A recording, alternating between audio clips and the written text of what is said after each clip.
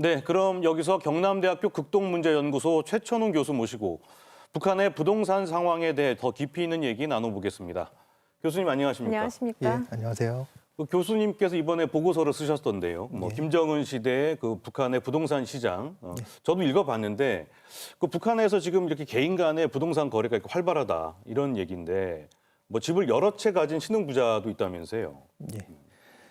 일단 말씀하신 부동산 거래는 이제 아파트, 즉 이제 북한에서 말하는 살림집 거래 사례입니다. 쉽게 이제 장마당에서 물건 많이 팔아서 남는 이윤보다도 아파트 하나 팔 때 남는 이윤이 훨씬 크기 때문에 투자 가치 측면에서는 상당히 더 좋을 수가 없는 상황이죠.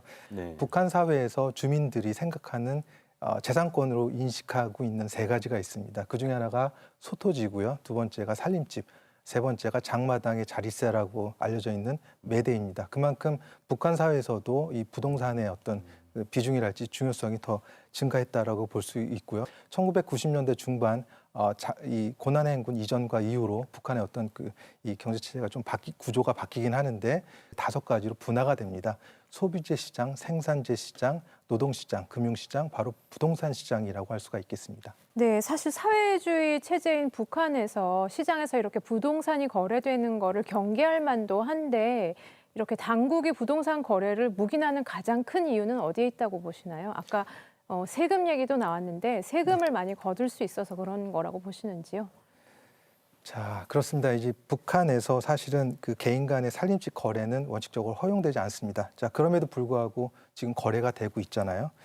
일각에서 이제 북한의 어떤 민간 건설업체 이 사장들이 기본적으로 전직 당간부 출신이라는 얘기가 있는데, 뭐 그런 의미에서 본다라면 이 부동산 시장의 거래에 있어서의 당국의 무기는 좀 더 쉽게 다가올 수가 있다는 것이고요.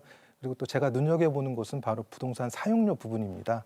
계속되는 대북 제재, 코로나19, 큰물 피해 등 그럼에도 불구하고 현재까지도 어떤 돌파구가 쉽게 보이지도 않는 상황에서 북한 당국의 입장에서는 이 부동산 사용료를 통한 조세 수입은 상당히 매력적인 카드라고 할 수가 있겠습니다. 그리고 또 묵인의 또 다른 하나의 이유라고 볼 수 있는 것들은 바로 김정은 집권 이후에 어떤 그 국정 운영 정책 방향과도 연결지을 수 있을 것 같습니다.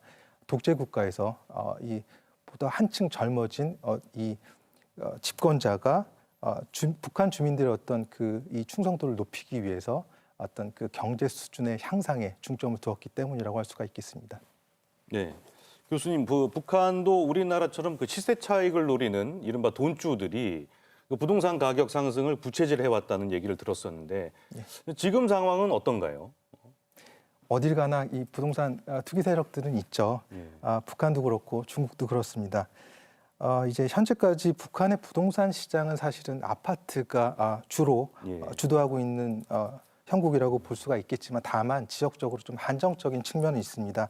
뭐 잘 아시는 평양, 그 중에서도 이제 그 대동강을 사이에 두고 지도상으로 보이는 이제 왼쪽 서평양 지역에서 소위 말하는 이제 고급 아파트들이 즐비해 있는데요. 그 외에도 뭐 신의주랄지, 개성이랄지, 그리고 남포랄지, 그 원산이랄지, 이런 라선시 정도가 좀 이렇게 주목할 만한 그런 지역이라고 보입니다. 기본적으로 이제 아파트 가격이 거래 가격이 상승하기 위해서는 크게 경제적으로 두 가지 요인이 필요한데요. 우리나라처럼 이제 유동량, 즉 유동성, 다시 말해서 이제 시장에 돈이 많이 풀려야 되고, 그리고 두 번째는 수요가 충족이 돼야 되는데 아시다시피 북한이라는 사회는 지역적으로 좀 이렇게 제한적이고 또 전반적으로 그런 부분에선 좀 부족한 면이 있습니다. 네, 교수님, 북한 당국이 앞으로 8차 당대회도 앞두고 있는 만큼 새해에는 새로운 경제 정책도 내놓을 텐데요. 2021년 북한 당국이 이 부동산 시장을 경제 정책에 어떻게 활용할 것으로 보시는지요?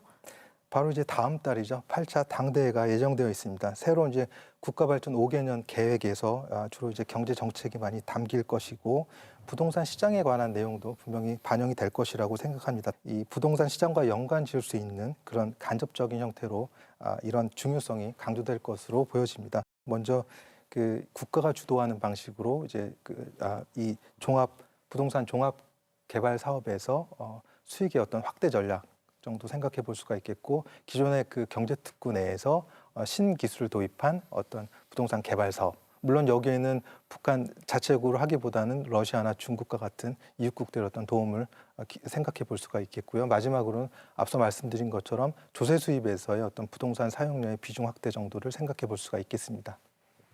네.